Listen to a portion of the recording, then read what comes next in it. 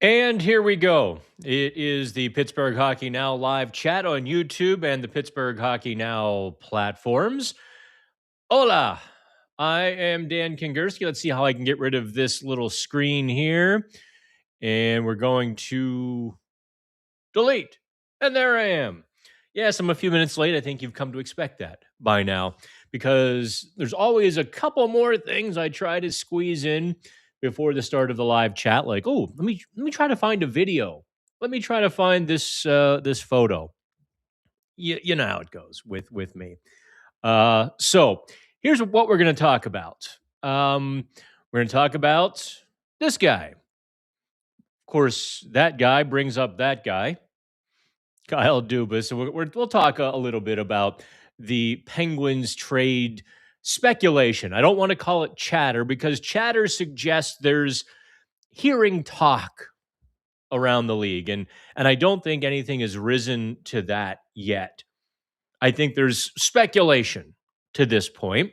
Of course, if we're talking about the Penguins' performances, we're talking about that guy as well. That's Blake Lizotte. Coincidence he plays 2 games and the Penguins win 2 games? Could be, right? How does a fourth line center make that much of an impact?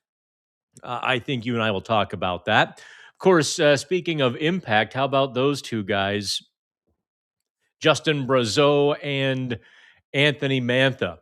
Realize on the screen right there is less than $4 million.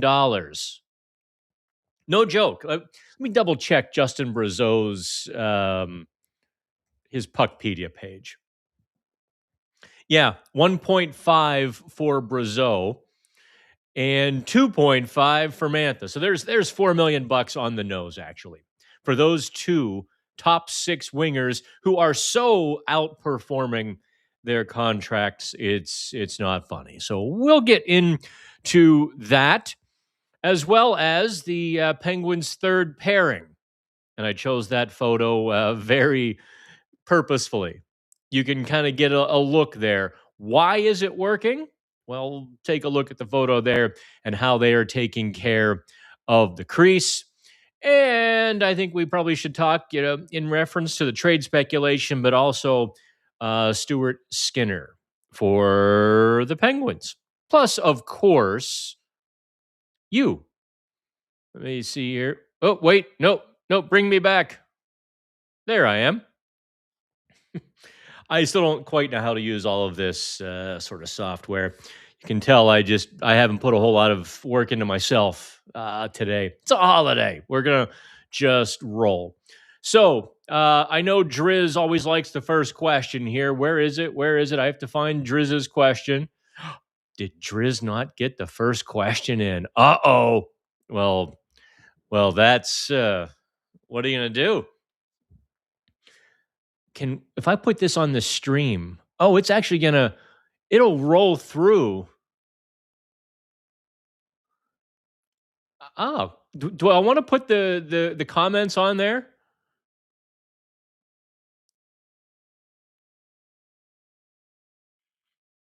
I don't know. Do I want to put your comments on there just as a rolling thing? That might be interesting to do. So I'm going to start off whoops, there we go. Start off the live chat. Yeah, my little today's wrist check is actually very inexpensive watch. It's actually from a company called Brew, and this used to be an espresso machine. Very wearable. Like they made it the right weight, very fits the wrist well and lays well. It's quite comfortable. Anyway, Will Rockstar, first question of the you guys are talking amongst yourselves already. I'm just going to leave. Happy says, I've been watching some now there is some debate on how to say his name. Chinikov. I don't know who's right yet. I suppose all 3 will probably find its way into the lexicon around here. Watch some Chinikov highlights, and he is not what I was expecting. Okay. Nick says, with 2 seconds left, I felt an irritational yet totally warranted fear that Carolina would steal the puck and with zero point 0.1 seconds left score the league's first ever quadruple goal. I There was clearly something with the Penguins Tuesday. Listen, guys,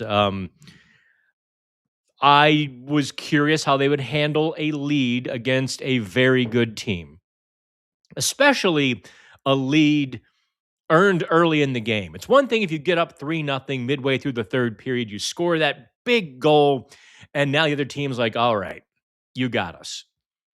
But to get it so early and to have so much time for the Hurricanes to kind of come back on the Penguins and for them to so thoroughly take care of business. And I mean that at both ends. I didn't record the Dan Muse presser last night. I didn't get up to the table in time to put my little new cordless microphone, my lavalier up there.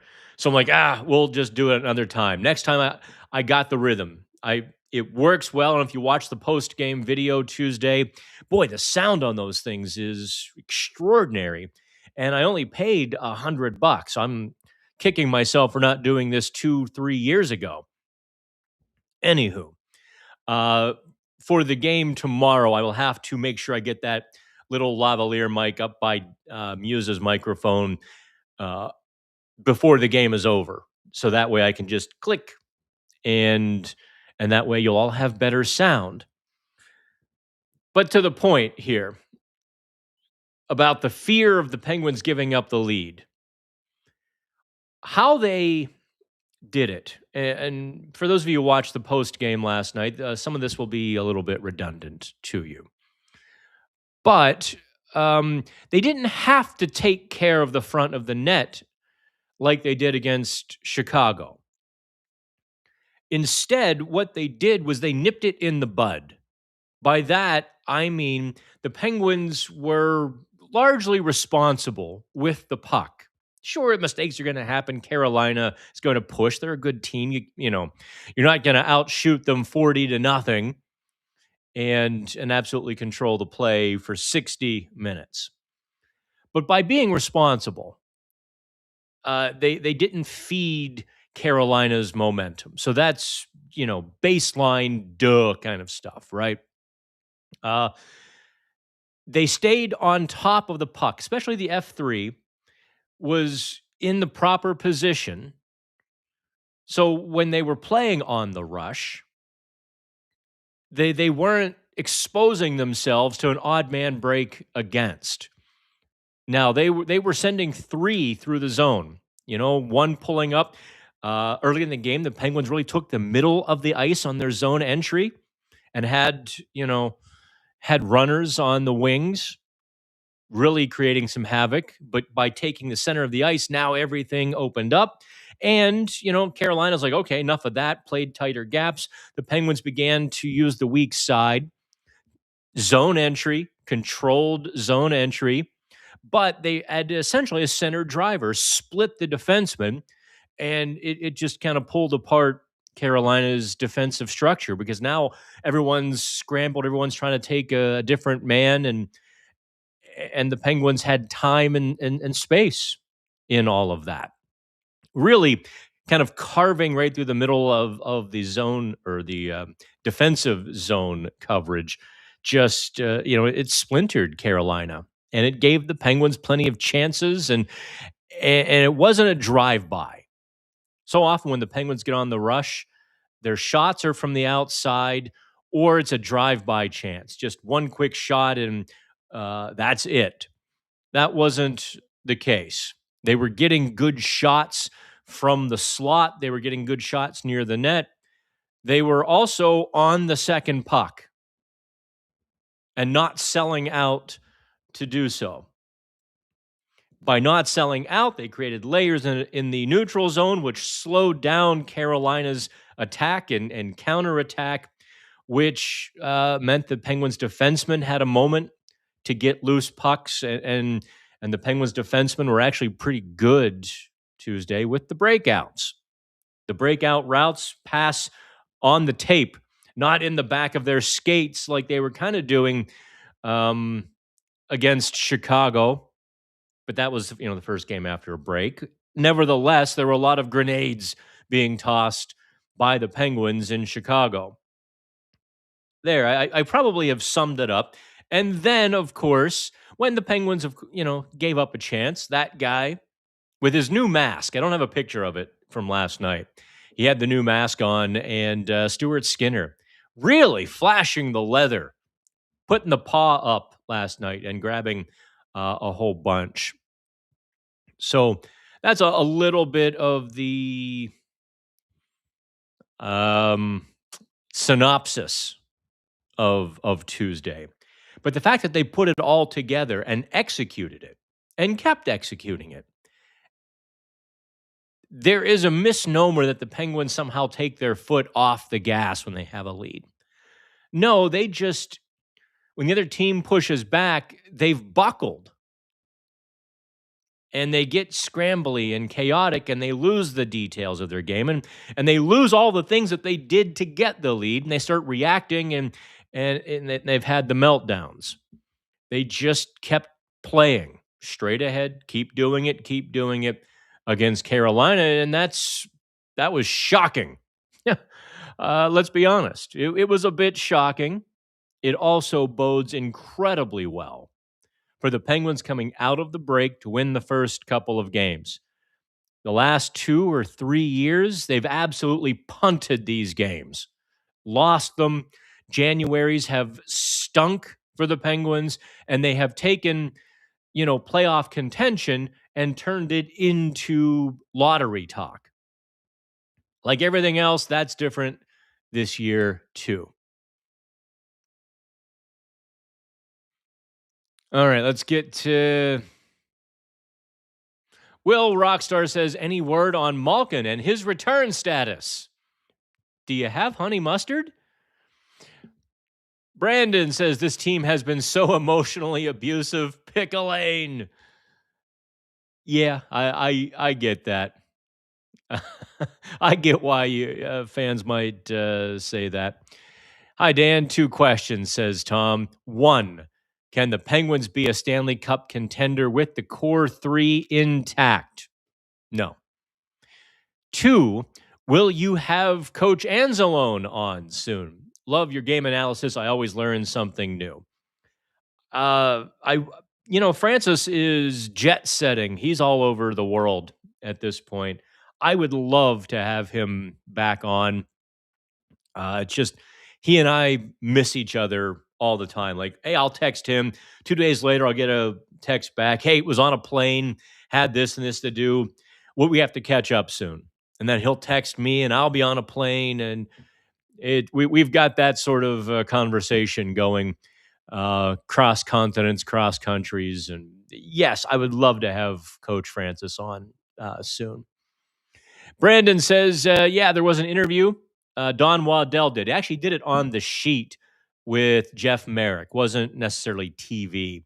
He mentioned he and Dubas had been in deep talks about this trade for a while. Sounds like he was a preseason trade target. Well, yeah. It was July 17th that Chernikoff put out the tweet through his agent that was a public trade request, and everybody started making their calls then. I think Waddell's quote was, we probably talked to each other more than our wives getting this deal done. There's no question Dubas had to buckle a little bit, and there's probably no question that Waddell had to settle for a little less than he wanted. I think he wanted a young player, very much like the Braden Yeager for Rutger McGroarty trade. I think from what I recall back in July and August, that was his intent. He wanted that. He settled for what will likely be a very high second round pick. I don't know. St. Louis isn't so hot this year. We're probably talking that pick to be late 30s. And now the Washington Capitals' 3rd round pick in 2027, that's probably closer to, your mid 50s. So that's what Dubas gave up. Let's call it round numbers, pick 40 and pick 60. 60 is probably a bit too low. Pick 40 and a pick 55 for Chinnikoff, and I suppose that's fair. If neither side's really happy about what they had to give up, then you probably did a fair deal. And I think Dubas is quite excited based on the tone of his email to the handful of reporters who were part of that email conversation on Monday. I think he sees a lot of talent, and this is sort of a Philip Tomasino deal, sort of. But Chinnikoff, despite a similar draft uh, position, a lot more talented, bigger, heavier, just has more parts to his game and a higher offensive ceiling. But yes, preseason trade target. Let's go to Big Joe here. Hey, Dan, I was really hoping Ville Koivunen, 41, would go all out last night. And other than like one play, he was just not noticeable again. He needs some time in the AHL, maybe to find that feisty confidence again. Big Joe, you and I are on the same wavelength there. I was specifically watching Koivunen, kind of rooting for the kid, really. Kind of hoping he had a little desperation in his game. And otherwise, that third line last night, uh, despite some really good play recently, was probably the least of the Penguins' lines. I see Drizzy says, I did submit a question. I don't see it. You're going to have to put it on there again. Maybe if you put it on before I hit live, I don't see it. Let's see. Where was I? No, it is not on my chat stream. Yeah, I was late. You guys were entertaining yourselves. Okay, let's see here. I'm going to go to apolitical. How do you feel the team morale around the locker room in terms of sentiment for a playoff push, considering the standings are very close and emerging new players on the team dynamic and synergy? Um, Listen, the Penguins will try to win every game. They might not be as super comfy with each other as they've been in the last couple of years when they were all sort of together for several years and there was a bit of a country club going on, albeit a frustrated country club, a country club nonetheless. A lot of new faces coming in. Here's the deal. Morning skate on Tuesday morning up in, at the Cranberry facility. At one point, there were 7 players in the room available to speak to the media. Ryan Shea was the only player who spent significant time with the team last year. Rutger McGroarty kind of counts because he played 5 games, but he didn't play against Carolina. He couldn't speak to the problems the Penguins have had with the Hurricanes. There's Justin Brazeau and there's Ben Kindle and there's these other guys, Brett Kulak. Nobody amongst the 7 guys in the room, only Ryan Shea could speak to the Hurricanes Penguins problems over the last handful of years. I hate the way, in hockey, depending on which team you're talking about, they've got a different record against the other. For example, in the last 20 games before last night, the Penguins were 6-8-6 against Carolina. Carolina was 14-5-1 against the Penguins. Now 14-6, and the Penguins are 7-8-6 over the last 21 games. But you just see how many close games there have been, how many times the Penguins have lost those close games. But in terms of the morale in the locker room, it's good. there's no problems. I haven't sensed any clicks with the group. I've sensed some smaller, circles. I think the young guys really enjoy each other. McGroarty and Kindle and Koivunen and uh, you know, and I suspect there's maybe some guys still feeling their way into the group at large. There's not a lot of big personalities on this team.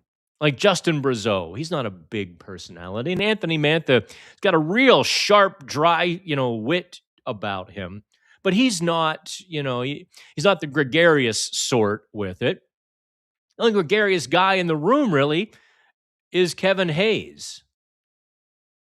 I'm trying to think, Eric Carlson is just a unique cat who's got his own marching band, and that's what he walks to. There is no question about that. I think Stuart Skinner, as he acclimates to the team, will probably be a bit of a glue guy. And honestly, that's probably it. There aren't a lot of big guys. There aren't any bad guys. There aren't many glue guys. They're always just they're all sorting their way through a very unique phase in the Penguins' history where everyone knows the Penguins are transitioning to the future, and they're all sort of vying for a chance to be a part of that. I'd say Brazeau and Mantha are doing pretty well, wouldn't you? It's curious if they would keep Anthony Mantha or trade him. I think with Brazeau being signed through next year, boy, with as well as he's playing, I I honestly don't know what his trade value would be. He might be one of those cases where he's far more valuable to the team than he is on the market because everybody else is going to look at the last 3 years and the struggles in Boston and Minnesota, be like, I'm going to hedge my bet on my offer, whereas the Penguins don't have to hedge anything. But it's a good room. They've got some youth, they've got some veterans. Um, yeah, it's a good room. It's not the chummy country club that it was. And that's probably a good thing. All right, Parky says there has to be another trade. No, even after months of Koivunen gets pulled, even after months Koivunen gets pulled out, Gino comes back. Now who's out? Well, I think the first move you'll see is Koivunen down to Wilkes-Barre. If there's another move, another player coming in, Kevin Hayes is probably the next veteran on the waiver block. I don't think they would do anything else. Maybe Connor Clifton, depending on Harrison Brunick. But yeah, we're getting to that point now. Now, in terms of there has to be another trade. Let me see if I can. There we go. All Kyle Dubas. Now, there's plenty of speculation about what comes next, and there aren't a lot of young players like Chinikov who are going to be available.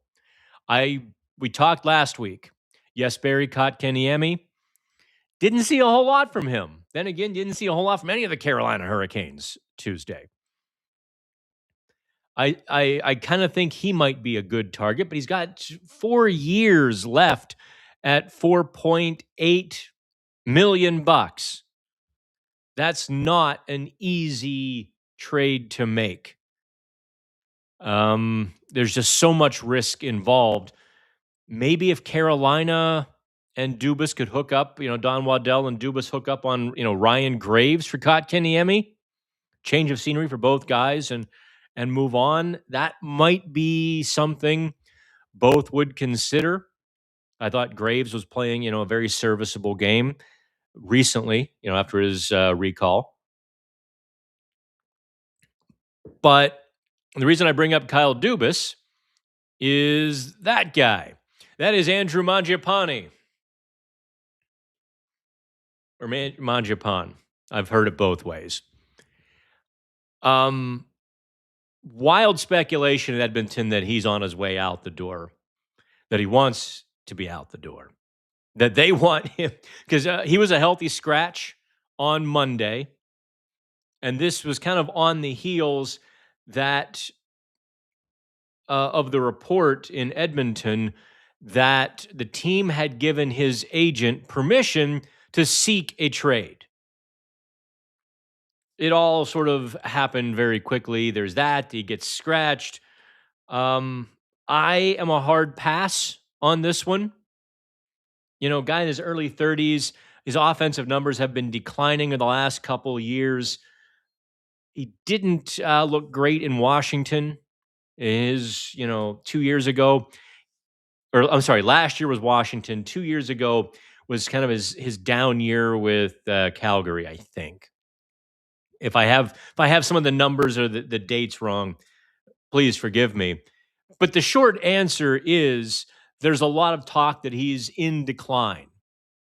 I just don't see the Penguins going after him. I don't see any reason for the Penguins to acquire a veteran like that. I just don't. But that's the speculation. There's also, ironically, speculation since Carolina was in town last night and Kochetkov is out for the season, had surgery on a lower body injury. So now they're stuck with, is it Brandon Bussey and Freddie Anderson? And a whole lot of eyes are looking at Carolina acquiring Stuart Skinner. I would say if the Penguins are 2, 4, 6 points out of a playoff spot, that's a very real possibility. You know, if well, I shouldn't say, shouldn't limit it to 6, but if they're out of a playoff spot in February, I think Kyle Dubas is going to be a bit more liberal with trading veterans. And Skinner certainly is a guy on an expiring contract. If a team comes to the table with the right offer, yep, I think that's done. Now, the interesting question is, and I can't answer this, is what happens if the Penguins are in a playoff spot? Sergei Murashov got pulled Tuesday night. I think it's probably his first pull ever. I don't know that he's ever been pulled in Wilkes-Barre or Wheeling. I don't know that he's ever, his Russian numbers were so good that it's hard to imagine him having one of those 3 goals on 5 shot nights. Gets pulled Tuesday in Wilkes-Barre. So, that factors into it. How badly do the Penguins need another second round pick or, a longer shot prospect or whatever they might get for Stuart Skinner? If he keeps playing as well as he played last night, and I also thought he played really well against Toronto. Yeah, Toronto scored 4 goals on him. None of them were his fault remotely. So they were all, breakaways, odd man rushes. It was kind of a shelling for Skinner. His defense put the clothespins on the jersey and hung him out to dry. They made up for it last night. Gets his first Penguins win. Carolina could come calling. The funny thing is the Edmonton Oilers could come calling. How funny would that be? Send them back. I don't know where that goes. And the reason I don't know where that goes is I don't know where the Penguins are going to wind up. And if you're asking, my gut feeling is that Dubas has a plan. That plan can waver a little bit in each direction based on what the Penguins are doing. Look, if they keep playing games like they played last night, think about this. Go with me on this, okay? If the Penguins had beaten Toronto, which they should have done, they really outplayed Toronto significantly. And they snapped their losing streak against Montreal, another good team. And I'm trying to remember which game they should have won up in Canada as well. Montreal, Ottawa sort of blur together for me, but they should have won one of those as well. So if they win a few of these games, and now they're starting to play better and winning more games, does Dubas kind of keep his powder dry? Say, well, the guys are earning this opportunity. These players are earning the opportunity to go for the playoffs and not be traded and dealt. It's You can say one thing, but when it comes time to do it and start trading away guys in the middle of a playoff fight, well, that's huge. That's like, I don't know. I don't know that he will have the fortitude to do everything that he wants. And actually, give me one moment. I actually have to change the settings on YouTube, I see. I know, how weird is that, right? Actually, what I had to do was turn on the ads so that you all have to watch a few ads. I apologize. Let's see here. Um, Before I get back to your questions, I want to talk about the third pairing, Jack St. Ivany and Ryan Shea. What a find Dan Muse and Mike Stothers have here.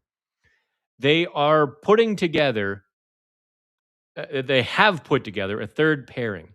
Look at the difference in the Penguins with that pairing. They haven't been burned. They've been able to hold leads. They held the lead in Chicago. I mean, in part because Chicago is just torn apart with injury, but also Eric Carlson didn't play the third period except for, I think, a 20-second shift or something. They were able to separate those two so that every pairing then had a defensive defenseman. And that can, happen going forward. Or in the case last night, now you've just got a shutdown pairing who can take care of the net front and they can be a little bit rough and physical. Nothing against Connor Clifton and Ryan Graves. I thought they were actually pretty good together. But they're not as good as Shea and St. Ivany. So that's one area, a crucial area, that the Penguins have improved. And by St. Ivany playing his game, it really frees up Shea to explore all of his game as well, which makes Shea better. I felt like Shea was shrinking playing beside Chris Letang. And no fault to Chris Letang, but I felt like Shea was making sure he was being defensively responsible and being kind of going backwards, not as much forward in the last 2 months, really.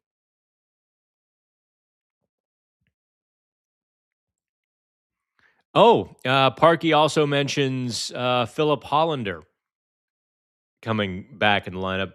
Yeah, I don't know where Hollander is going to fit when he finally gets here. He made the team. He had some decent games there before he had the problem. I would suspect sitting out that long, unless the Penguins have a need, they're going to drag out his long-term injury process to the end of the season, just to avoid putting him on waivers or putting anybody else on waivers. All right, Drizzy says, let me pull it up here. You get a lot of grief for not taking Letang to task. Is there a concern when criticizing a player or a team that you will lose access or get blackballed? Must be a fine line.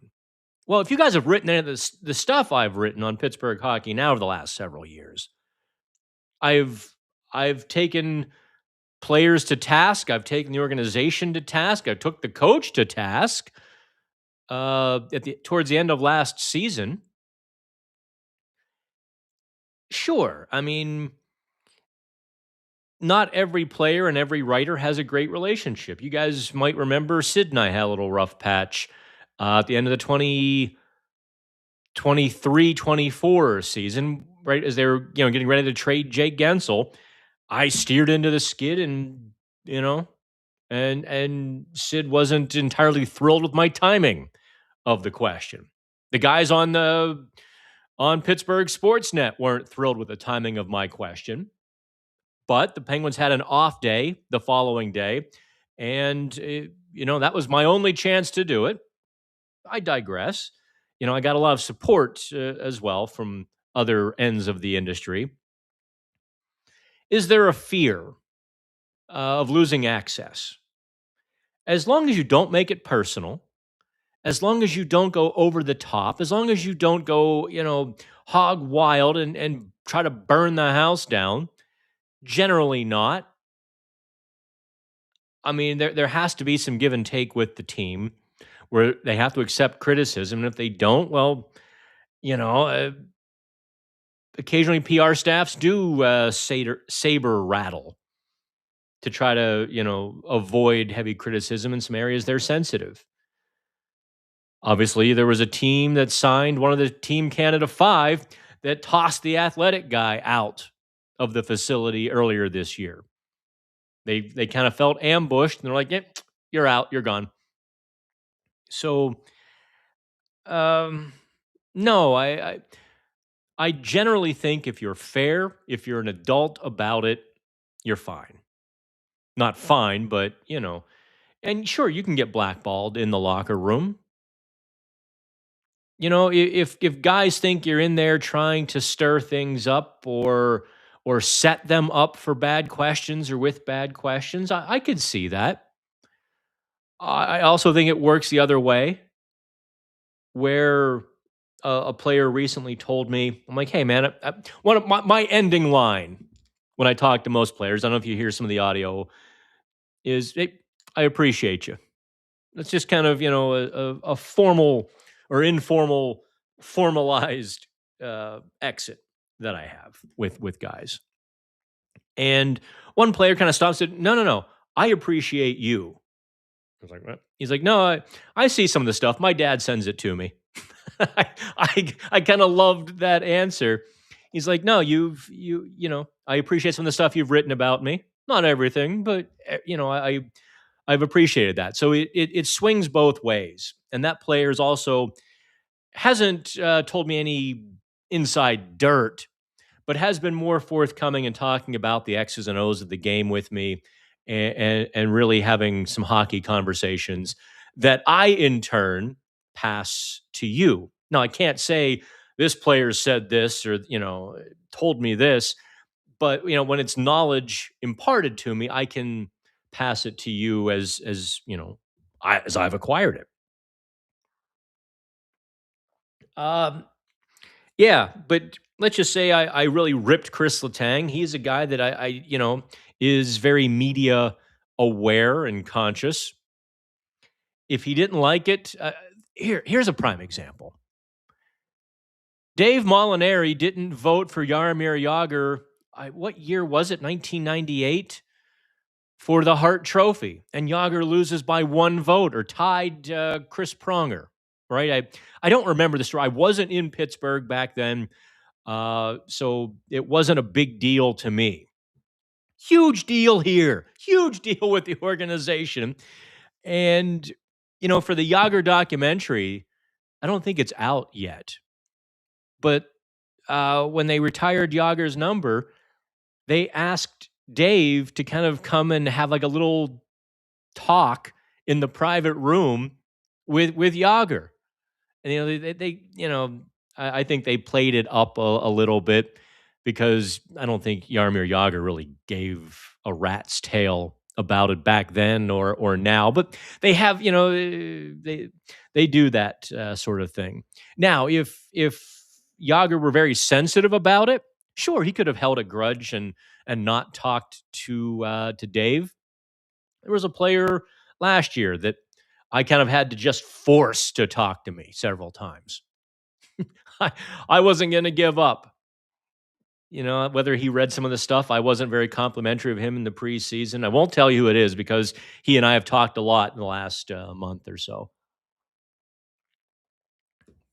But Yeah, he would just kinda look at me and give me very curt answers. Yeah, no, that's not really it. No, I think we played pretty well, yeah. And I'm like, "I'm not giving up. I'm gonna get you to talk to me." Yeah, there's grief. It's part of the job. I guess that's the thing. It's part of the job. And as long as I do it professionally, there shouldn't be any problems.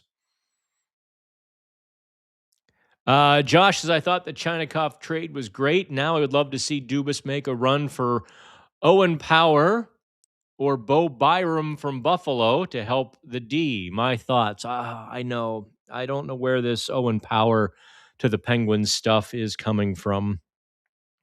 Uh, I suppose it's possible.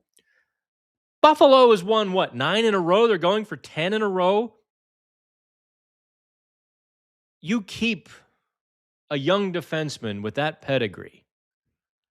Also, Power hasn't necessarily, I mean, he's been a third pairing guy. You're not going to give up. Someone was tweeting at me and angry, and then, and some of the Twitter journalists kind of joined on. Someone tweeted at me, how about Brian Rust plus for Power? I just don't see the Penguins doing a move like that. Not this year, anyway. That's a steep price because at that point you're valuing Owen Power at a first round pick, a legitimate prospect, and a player. I suppose he's worth that, but then to add more on top of that, because Brian Rust plus, yeah, it doesn't seem like the best fit yet. I can't say I've been overly, wowed by Owen Power in the preseason games or the games I've covered against Buffalo. What can I tell you? We're going to probably disagree on that one. I see Buffalo keeping young defensemen, not getting rid of them. I think here, if you're curious about where Buffalo is going to go, look at Jarmo Kekalainen's history. He tried to build from the foundation up in Columbus, just couldn't get it done with the draft. But he wasn't trading away young players in Columbus. He was trying to acquire them, and he was trying to build an organization that would, be competitive for a long time. I think Kekalainen would be more apt to trade one of the veteran right side defensemen instead of Power. Big Joe says they looked cerebral last night. They played within themselves and were aware. This should be a game they save and refer to when they lose their way and just try to go, go, go.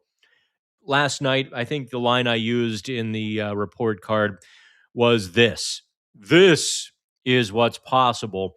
And that win last night should certainly be a guidepost on their journey this season. Yes, come back to this and everything they did. And listen, guys, credit Dan Muse for putting that all together.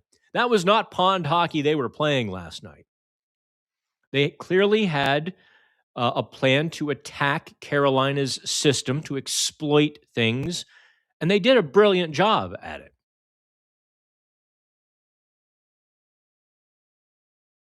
All right, let's see here. Will says Kulak looked a lot more comfortable last night, thankfully, which helped Letang look a little more comfortable. Big Stu helped a crap ton. The last two games, I would say Letang and Kulak have actually been very good. That's another reason, by the way, why it's always dangerous. I mean, listen, you guys can just shred a player like Letang, and you can stomp your feet and hold your breath and pound away on the keyboard on X and Instagram all you want. You can pound, pound, pound, pound, pound, pound, pound. There's no consequences to that. Because as soon as he starts playing well, 75% of the people who were just pounding away on that player magically go, he's been playing really well lately. I've been saying that, he was turning it around. I see it all the time. I'm seeing it with Tommy Novak right now. How many people were on his bandwagon from the beginning? Don't you know? Sure, we'll go with it. It's that's your privilege. Now, if I were to do same, you'd call me on it because everything I do is in print and there. You can even just go to my website and search the keyword, and there's everything I've said and written about them.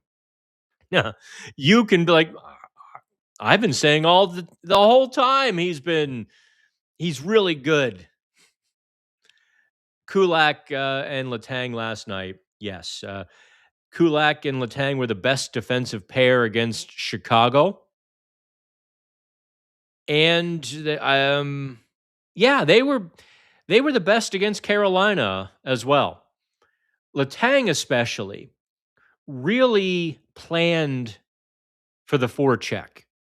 He was a step ahead of the play last night. I mean, he knew they were coming after him.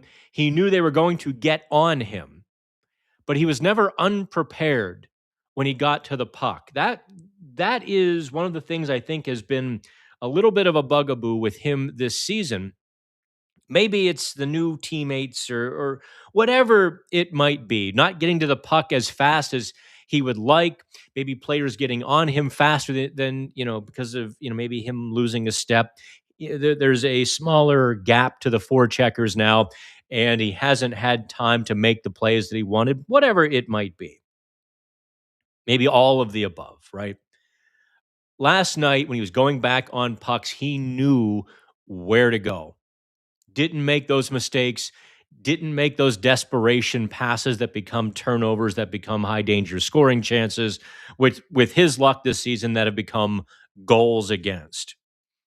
That just didn't happen last night. And if he figures out whatever he's doing lately, where he is prepared for those situations and circumstances, and he's more and the team is plugged into him and he's plugged into the team, he clearly is still capable of being, that a good second pairing defenseman.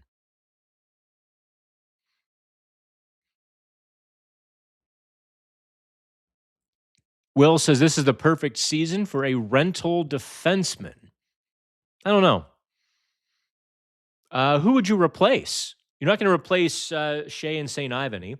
They're giving St. Ivany plenty of runway, and that jet is using it, right? Using it in a good way. You're not going to replace Shea. Wotherspoon had a few moments, but he seems to be rebounding, getting back into it.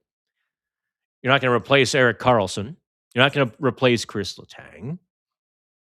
So where are you going with it? You know what I mean? I think at that point you're kind of out of room. Or think of it this way, long legs, Brian. Or wait, no, that's this is Will here. So think of it this way, Will. If you're talking about a rental defenseman and acquiring one, you have one. His name is Brett Kulak. Now here's long legs, Brian. Kind of a weird name, man. I'm just saying. Dan, safe to assume that Koivunen will be a healthy scratch and then sent to Wilkes-Barre when Malkin returns. Also, what becomes of Novak when Malkin returns? Excellent question. I suspect you're going to see Ben Kindle kind of get put into a platoon. I suspect you're going to see Kindle get some time in the press box, and I suspect you're going to give the kid a breather. That's what I think happens to Novak. And I think when Malkin gets activated, Koivunen is the guy who is the odd man out, which is hugely disappointing. You guys can check it, and I'll wear this L. I'll take the loss. I wrote in the preseason I expected Koivunen to get some Calder Trophy votes. I honestly did. I expected him to play in the Penguins' top six. I expected him to have a 50-plus point season. No joke. And I expected him to, finish, let's call it fifth, fourth, fifth, sixth, get some votes in the Calder race. I did not expect him to really lose his game, lose his confidence, play soft, play timid, play so inconsistently. It's kind of a shame. He's such a good kid, but he really needs to find that edge that he had last year. He for whatever he just had it. He needs to do whatever he, mentally to get there. Oh, the Penguins have just announced, and I suppose I will pass this along to you, that former Penguins great Lowell McDonald has passed away. And Lowell's impact in the organization actually still felt, believe it or not. His son was one of the executive producers uh, with Sportsnet. So that's kind of a shame. I never met Lowell. A lot of people spoke very, very well of him. So rest easy, sir. All right, let's go back to it now. Let's see here. I guess I answered that question. Yeah, Malkin's going to go back between Brazeau and Mantha, unless Malkin goes between McGroarty and Chinikov, and you keep Mantha, Novak, Brazeau. I mean, you can call second line, third line, whatever you want. You can, 15 minutes. I don't think anybody would be too opposed to that, would you? Keeping Novak with the two towers? It certainly wouldn't hurt. And then you can listen, it's not like you can't change it at any time of a game or at any point, right? If you start to think Novak's sliding or that line is regressing a little bit or not as doesn't have as much impact or spark, you put Malkin there. And then you put Novak down with the kids. Or you give Novak a breather. You don't think they can contend with a Crosby or Malkin? LMAO. So Letang is going to bring the whole ship down. I know they can't beat Colorado in a series, but other than that, you are just wrong. I took flack on one of these live chats a few weeks ago for saying they could beat every team in the Eastern Conference in a playoff series. It might not be likely, but it's possible. But are they Stanley Cup contenders? Are they one of the five best teams? No, they're not going to be one of the five best teams this year or next year. They're not going to be on that short list that is likely to be in the Stanley Cup final. I mean, if it happens, it happens. It could. But it's an uphill climb and a long shot. So let's pump the brakes here. Don't be giving Dan your flack, or Dan will start flinging it back. All right, Driz, what is the ideal approach to a rebuild? There isn't one, is there? I mean, look at Edmonton. They sucked. They kept getting top picks, top 2 picks, top 5 picks, and they continued to stink. Detroit did the same thing, lottery, and they didn't get their players. Columbus, poor Columbus, my goodness. They were forever in the top 5 of the NHL draft and really had nothing to show for it. I'm trying to think of all of the players who washed out with Columbus. If I read you their first round draft picks for a decade, you'd be like, oh, those poor people. So, what's the best way? The only thing you can do is assess your current situation. And the Penguins have assessed it where, hey, we might have Sidney Crosby for 5 more years or 1 more year. Regardless, we have Sidney Crosby. And so we're going to try to, rebuild on the fly, build the plane as we fly it, plug in these young players. They had a great draft. Ben Kindle, Will Horkoff can't miss the net at this point. Bill Zonin, I thought was a really good pick at 22. Was he 22 and 24? Or is it 21 and 24? Was Zonin 21, 20? Doesn't matter. I thought time will show. We were all critical at the time of 2 of the 3 picks, right? The only one who wasn't a reach, according to the amateur draftniks, was Zonin. And yet here we are watching Horkoff light it up, being impressed with Ben Kindle to this point. So you keep doing that, right? You keep finding these young players, Chinakhov. You keep finding these guys who need a second chance, Justin Brazeau, Anthony Mantha, Parker Wotherspoon. And you keep going. And by doing that, you do a couple of things. One, you attract more second chance players. You start getting your pick of the litter rather than getting, settling for the second choice on your list of those types of players. But I mean, it can go wrong and badly wrong, and probably will, either path you take.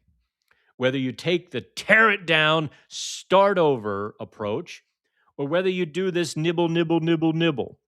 Now, if you do the nibble, nibble, nibble, the problem with that is the fans always see the grass greener. When June rolls around, everybody gets uptight because you don't have the first overall pick.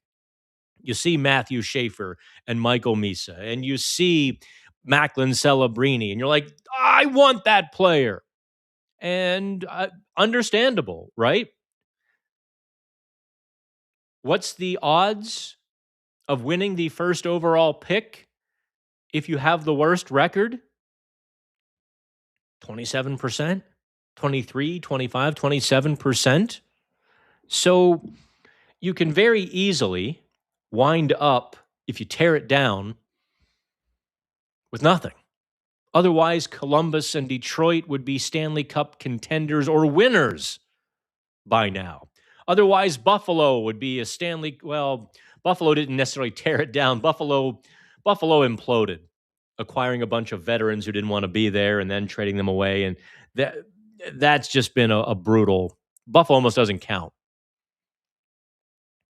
How long has it been for Ottawa? And they're just now to respectability.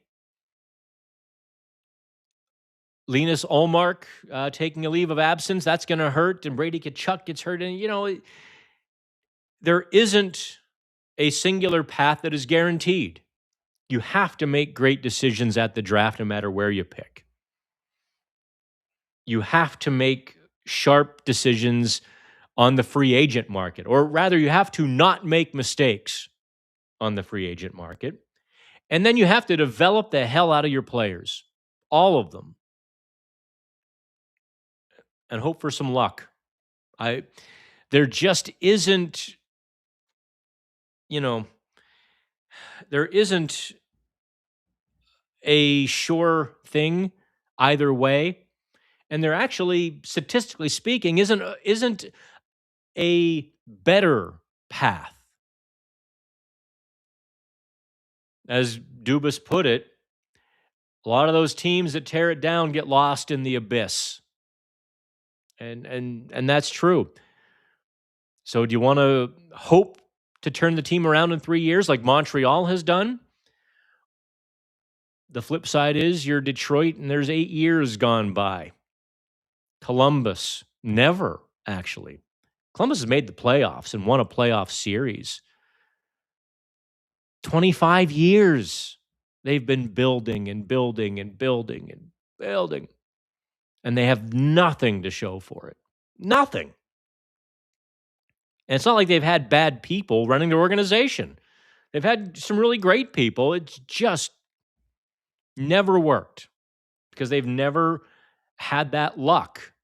So would they do things differently next time? Maybe they would try the other path and try to nibble instead of tearing it down. Let's see here. Matthew wants to know, how has Brunick played so far at the World Juniors? Positive returns, or is he struggling in that environment? I haven't had a chance to watch enough of it. I mean, traveling and writing and covering the Penguins is kind of a lot of effort and time. What I've seen, and from the people I've talked to, he's been okay. Not great, not bad. He looks like a player who hasn't played a lot of hockey this year. And that's just the most I can tell you. Was the second they traded for the second they got for Hayes? Well, yeah, that's the St. Louis Blues second. Brandon, Carolina will have to give up Nadeau to get a starting goalie from anyone in the league. Everyone senses they are cup or bust this year. You can say those things. Teams just won't do it. Oh, that's right. Thank you. Help us now. Mantha has a bonus clause for near $2 million. He's probably going to get that, isn't he? I think we can almost pencil that in.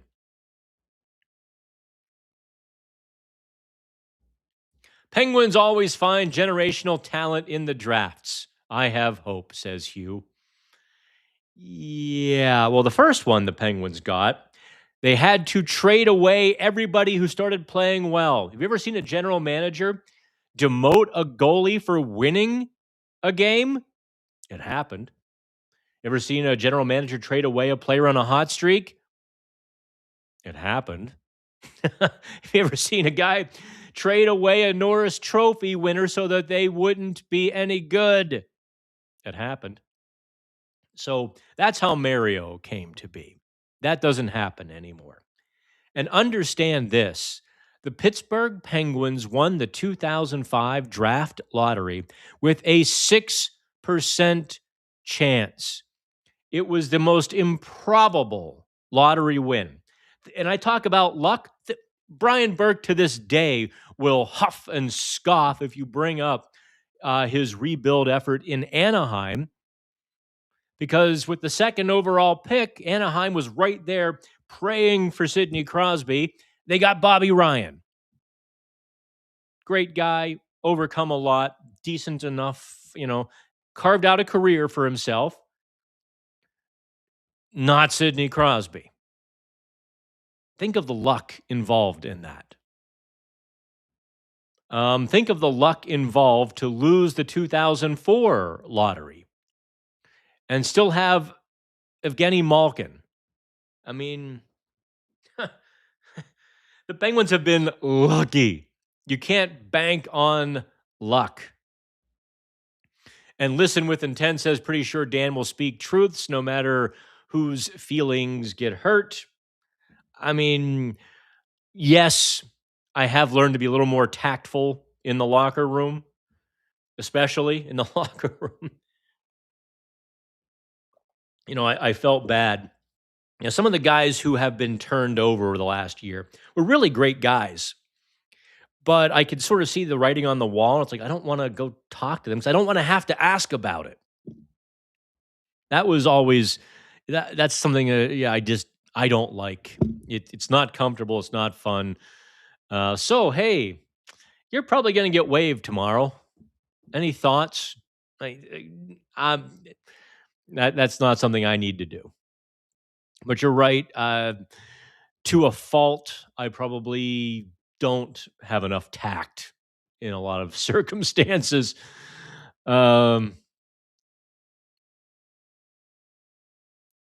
Okay. Not a question, says Brandon, but I've been following our 5th round pick from earlier this year, Ryan Miller. That's the Portland Winterhawks kid, right? And I definitely think this guy is going to be a surprise for the organization when he goes pro, potential steal. I liked him a lot in the rookie camp. Yeah. Now he's got some work to do. A lot of work to do. But the 2025 Penguins draft class will be defined by hockey IQ, and Ryan Miller had it. Okay, oh, we're over an hour already. Good Lord Almighty. Let me scroll down the wow, I missed like 2 dozen questions here. I apologize to everybody. Okay, I'm gonna kind of work backwards here. Lightning round. Okay, and then I'm done. So this is Ethan. I'm a little late to the stream. Where do you think Chinnikov will get placed when in the lineup? I see him on the third line with Kindle and McGroarty. Naz says Anaheim could have drafted Kopitar or Carey Price. They picked the wrong player second overall. They did, but it's the draft. A lot of teams would have taken Bobby Ryan. That's the thing. You don't know. Even at number 2 overall, you're rolling the dice. How many number 1 overall picks have completely crapped out, right? Who of the UFAs do I think the Penguins should re-sign? Blake Lizotte, Blake Lizotte, Blake Lizotte. Do they re-sign Anthony Mantha? That's a good one. I suppose if you're not going to trade Anthony Mantha, you have to re-sign him. Let's see here. You never know. Yeah. Niall Yakupov, Alexander Daigle, Morozov, Patrick Stefan in Nashville. Yeah. Yeah. Then there's the 8th round pick, Pavel Datsuk and Zetterberg and Alfredson. Yep. That's the way it goes. I don't envy the decision, says Bob Malone, that Dubas and Muse have to make, but the prospect cupboard looks 100 times better than it did 3 years ago. In fairness, that wasn't hard to achieve, but you're right. The funny thing is, the prospects that are kind of stuck in Wilkes-Barre now are the guys that Hextall drafted, not Dubas. Dubas is guys, kind of straight to the show almost, huh? Now we're kind of waiting on Tristan Brose and Owen Pickering to, Pickering to really firm up his game and decide where he's going as a player. And I think Tristan Brose just needs the chance. Harrison Brunick on Canada's top pairing has been solid, Naz says.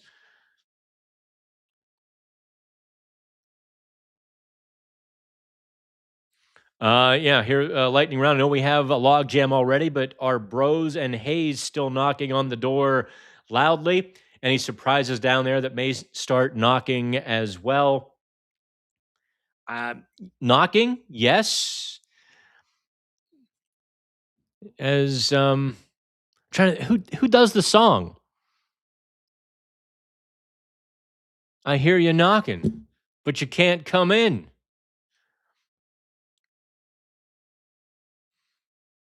Let's see here. Pens could retain $4 million on Carlson and still have $60 million cap space next season. Sure, I'm not paying attention to that yet. If the Penguins fall out, then the Carlson talk will escalate. But for right now, why bother? Dan, I agree with the viewer that said Rust is a glue guy. Trading away a glue guy that performs as Rust does, or is trading away a guy like Rust a mistake?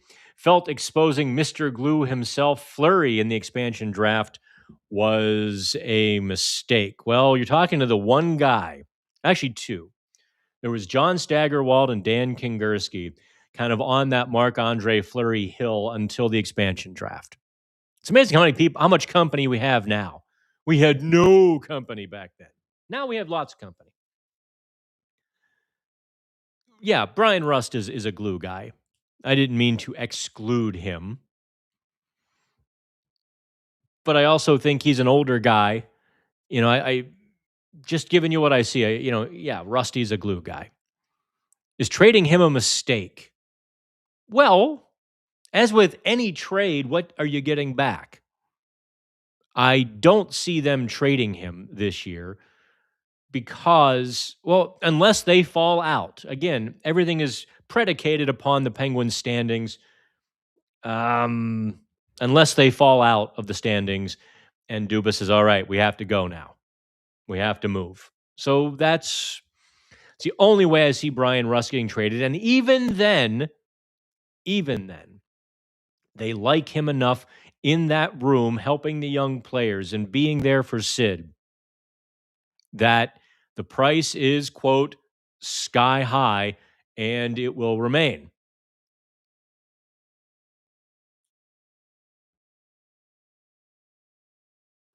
It hurt me that you said they can't contend with the big three.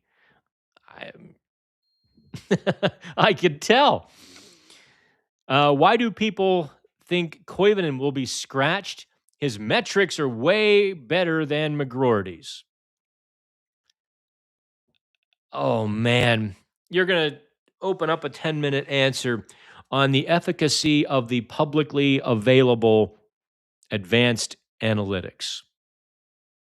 And here's the problem that most people don't understand or see when they look at the Corsi and the scoring chances and the high danger scoring chances. And they look at that and they're like, well, but I mean, come on, right there are the numbers. It's in black and white. You're stupid, Kingerski. It's right there. It says he's getting scoring chances. Sure.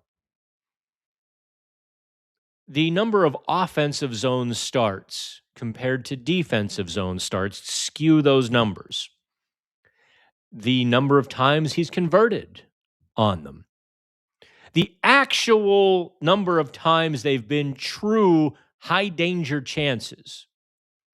Now, from somebody who was actually an early helper in developing advanced analytics. Yeah. I don't use them much anymore. I check them frequently. I'm in constant communication with the numbers. But there have been so many times this year when the Penguins have had great numbers. Last year, great numbers. 2 years ago, fantastic numbers. Remember when they were top of the league or top 3 in the league in terms of scoring chances, and they just kept saying, boy, look at our advanced analytics. We're right there. We just have to convert a few of these chances. And they never did. You're like, I wonder why. Well, the answer is they weren't good enough. So you have to, okay, why aren't we scoring? What about these chances is preventing us? And there's so many things that the advanced analytics cannot, under any circumstances, answer. Now, is a shot from between the dots a high danger chance? Yes, on the paper. Is it always a high danger chance in real life? No. If you're falling backwards, if you're just kind of slapping it to the net because you're under pressure and can't get your feet into it and pick a spot, if you don't have the time, it's not a high danger chance. It's not a high danger chance if you're blasting it into 2 defensemen who have now fronted you because you don't have the time or the space. And it shows up on paper as a high danger, but it's not really in real life. So all of those things, you really do have to watch the game first. Check the numbers second, very clearly in that order. So you're going to tell me, now bear in mind, Ryan Shea and Jack St. Ivany have significantly worse advanced analytics than do Ryan Graves and Connor Clifton. By that argument, Connor Clifton and Ryan Graves was a better defensive pairing.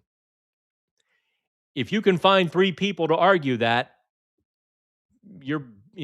bring them here, because they're not a better defense pairing than Shea and Clifton. So there's just so much, and you're talking to somebody who, like I said, really glowed up Koivunen before the season and early in the season.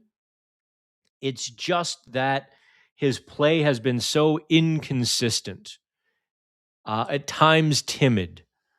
And all those things don't show up. Natural stat trick or more hockey stats don't show wall battles won or lost.